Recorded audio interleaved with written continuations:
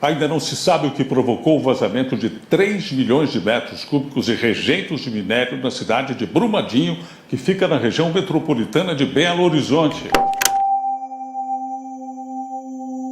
De novo em Minas Gerais. De novo pelo rompimento de uma barragem de rejeitos de mineração da Vale, que acabou provocando o transbordamento de outras 2 barragens. São os eventos... As sirenes de emergência que deveriam alertar os moradores sobre o perigo a tempo de deixarem o local, essas sirenes não funcionaram.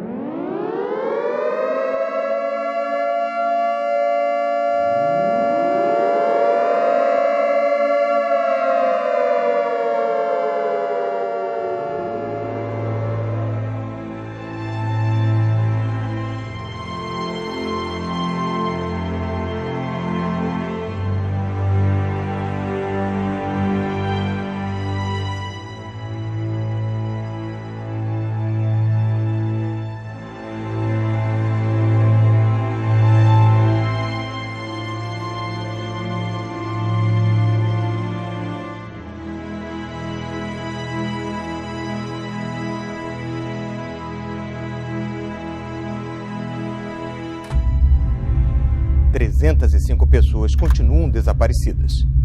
Ontem, um alerta para o possível rompimento de uma outra barragem assustou os moradores. A empresa Vale, denominação que ela adotou de forma recente, relativamente recente, desde quando foi fundada, tem uma longa história, era uma empresa estatal, ainda na época de Getúlio Vargas. Ela não é uma empresa mineradora, é uma funerária. A concepção da Vale é essa. A Vale não está preocupada com o meio ambiente. Décadas vai demorar para recuperar o meio ambiente. Estava com Mariana? Não estava, assim como o Brumadinho. Com uma próxima tragédia que haverá uma próxima tragédia patrocinada pela Vale se as autoridades não tomarem atitudes sérias e tal. Ele está preocupado com vidas humanas? Que vidas humanas? Eles estão pagando agora estão doando, cada um que morreu, 100 mil reais. Para eles, 100 mil reais, é claro, com esses salários. Pessoas que têm uma visão de empresa que não é uma visão brasileira, uma visão moderna, de empreendedor, né? É uma visão que só pensa no dinheiro. Por exemplo, no jornal Folha de São Paulo, hoje, um consultor que trabalha com a Vale, um senhor chamado John Tomazos, diz, a preocupação dele é o seguinte, de em frente a essa tragédia que ocorreu. Para ele, diz o jornal, um impacto negativo financeiro sobre a companhia não deveria estar em discussão. 2 pontos. Aí vem o consultor, maravilhoso, grande homem. Diz ele, a companhia tem 10 vezes mais fluxo de caixa nesse ano do que o custo tangível do acidente. Então as pessoas que estão falando de um fracasso da companhia são lunáticos socialistas. Eu não sou nem socialista nem lunático, agora o senhor é um idiota, né? O senhor é um idiota.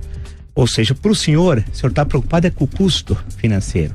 A destruição de décadas do meio ambiente, que ninguém sabe se vai se recuperar, isso não importa. E os 344 mortos, porque são 65 e os desaparecidos são 279, e não, infelizmente, volto a insistir, nessa aritmética macabra, não é mais possível encontrá-los, né? Segundo os especialistas, os 348 mortos é um mero custo para a empresa, né?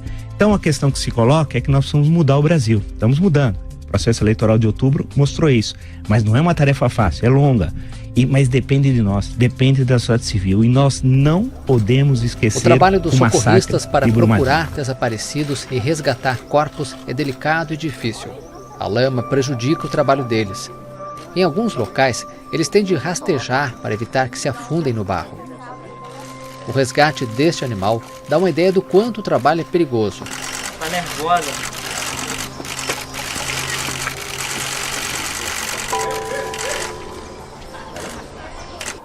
As buscas por vítimas foram retomadas na tarde de domingo, após ficarem suspensas por causa do risco de rompimento da barragem 4. A Justiça brasileira já bloqueou 11 bilhões de reais da Vale para compensar os prejuízos e danos ambientais provocados pelo rompimento da barragem em Brumadinho. E a tragédia em Brumadinho continua repercutindo na imprensa internacional. Por isso a gente vai a Londres falar com a correspondente Cecília Malan. Cecília, boa tarde para você. O que é que dizem os jornais por aí? Boa tarde, Doni. Olha, a tragédia em Brumadinho é destaque hoje na capa do Financial Times. O Guardian e o Times também descrevem o trabalho incansável dos bombeiros e a angústia de moradores ainda sem informações sobre parentes e amigos desaparecidos. Todos os jornais alertam que o número de mortos deve subir. Tem também a questão da responsabilidade política. E aqui cumpre falar que a resposta do governo federal, do governo estadual, dentro das suas limitações, foi irretocável. Já em 24 horas, o governo manda 3 ministros de Estado, né? Então, Meio Ambiente, Minas e Energia e Desenvolvimento Regional, para o local. Também foi o secretário nacional da Defesa Civil, ele fazia parte dessa comitiva, por parte do Poder Judiciário, a Procuradoria-Geral da República, né? Pela Raquel Dodge, também se fez presente e fez um discurso de celeridade, né, na apuração de responsabilidades, portanto, algo contra a impunidade. No aspecto internacional, a gente tem que falar da mobilização da delegação israelense, mais de 130 né, profissionais, médicos, engenheiros, bombeiros, técnicos, toneladas e toneladas de equipamento para ajudar nas buscas. Israel, inclusive, colocou nas redes sociais: nós ajudamos nossos amigos. A possibilidade de que os rejeitos de minério de ferro cheguem às águas do Rio São Francisco preocupa alguns ambientalistas. Pesquisadores de Pernambuco, da Paraíba, de Alagoas e da França monitoram um caminho que a lama está percorrendo pelo Rio Paraopeba, em Minas Gerais. O que vai acontecer se esses dejetos caírem nas águas do Rio São Francisco? Haverá uma contaminação por metais pesados, podendo afetar todos os usos que esse rio tem, desde a áreas irrigadas, grandes perímetros de irrigação que nós temos ao longo do Rio São Francisco. Se a lama não for contida, eu não sei qual é o volume, eu não estou a par dos detalhes da contenção. Pode bater no São Francisco e isso não é bom. Muita gente não sabe, mas a Vale tem uma cava subaquática em Cubatão, que armazena resíduos tóxicos. E em meio a toda essa tragédia, a população questiona sobre os riscos dessa cava para nossa região. Sobre isso a gente fala ao vivo com o repórter Vitor Fatioli. Oi, Vitão, o que os especialistas falam sobre isso? Bom dia para você. O que o especialista disse logo de cara é que não há o mesmo risco que aconteceu da tragédia de Brumadinho com essa cava subaquática aqui do Rio Casqueiro de Cubatão. Mas ele alertou para riscos e contaminações ambientais de extrema preocupação. Inclusive, já estão acontecendo com a dragagem que é feita ali no próprio local. Em correlação com essa tragédia de Brumadinho, não é a mesma situação, mas apresenta um sério risco ambiental na nossa região, que inclusive já acontece com essa questão da dragagem no Rio Casqueiro. Na Austrália, as temperaturas estão mais de 10 graus acima da média para essa época do ano. Os termômetros estão marcando 49 graus na cidade de Tarcoola, no norte do país. É tanto calor que os animais estão sendo refrescados com frutas congeladas. Uma frente fria congelou parte das cataratas do Niágara na fronteira entre Estados Unidos e Canadá. A onda de frio polar derrubou as temperaturas e mudou a paisagem. A água parou de fluir por algumas cachoeiras que congelaram com temperaturas abaixo dos 20 graus negativos. A Austrália está batendo recorde de calor. Nessa sexta-feira, 13 cidades do sul da Austrália tinham previsão de calor de 50 graus. Em Adelaide, no litoral, os termômetros de rua chegaram a marcar 51. Oficialmente, a temperatura foi de 47, a maior em 80 anos. Essa onda de calor já provocou a morte de mais de 1 milhão de peixes e de centenas de camelos, morcegos e cavalos.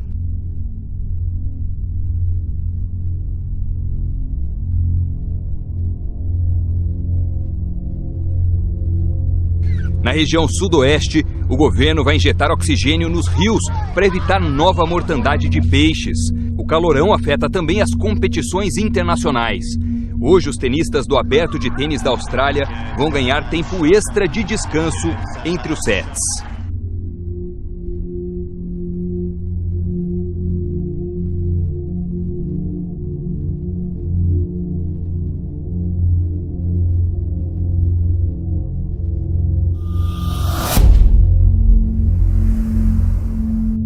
Milhares de voos foram cancelados no meio oeste dos Estados Unidos por causa de uma tempestade de inverno.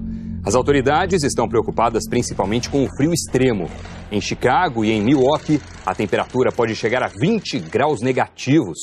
As escolas vão ficar fechadas. Entre ontem e hoje, 2.000 voos foram cancelados. Em alguns lugares, por causa do vento, a sensação térmica é de 40 graus abaixo de zero. Brutal, histórico y potencialmente mortal, así describen los meteorólogos el vórtice polar que en las próximas horas va a azotar con temperaturas bajo cero al 75% de la población de Estados Unidos. En Chicago se espera el peor frío en 25 años. El miércoles se vislumbra como el peor de los días. La temperatura probablemente llegará a 48 grados centígrados bajo cero. Agora a gente vai novamente falar ao vivo com a repórter Juliana de Paula, que está lá no centro de Campinas, acompanhando aí todo esse rescaldo dessa chuvarada. E arrastou moto, as próprias caçambas que ficam alojadas nas calçadas, saiu caminhando por meio da rua, batendo nos carros, amassando o carro. E um monte de coisa aconteceu. Você viu no momento em que aquele um rapaz estava tentando segurar a moto dele, a motocicleta tentou agarrar? Você viu esse momento? Foi aqui, porque, Van, aquela imagem que você mostrou na nossa outra entrada foi exatamente aqui nessa rua, daquele motociclista tentando segurar. Nós temos um que acabou morrendo em outra avenida, na Princesa do Oeste, e essa imagem que você mostrou foi aqui, nessa rua Barão de Jaguara.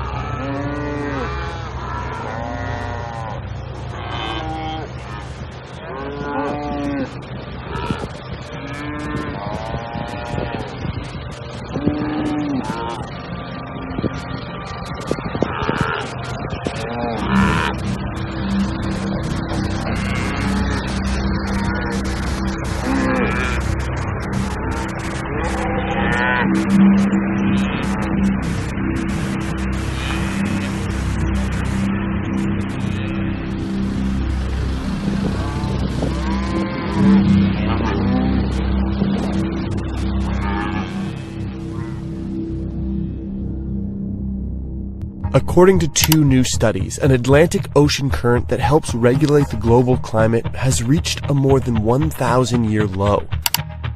The Atlantic Meridional Overturning Circulation, or AMOC, is a current that helps regulate weather patterns, especially in Europe and North America. It primarily does this by transporting a substantial amount of heat from the tropics and southern hemisphere toward the North Atlantic, where the heat is transferred to the atmosphere.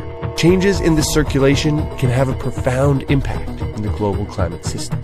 The second study looked at climate models and a century of ocean sea surface temperatures. Both studies conclude that the current is weakening significantly and has been at its weakest in the last 100 years.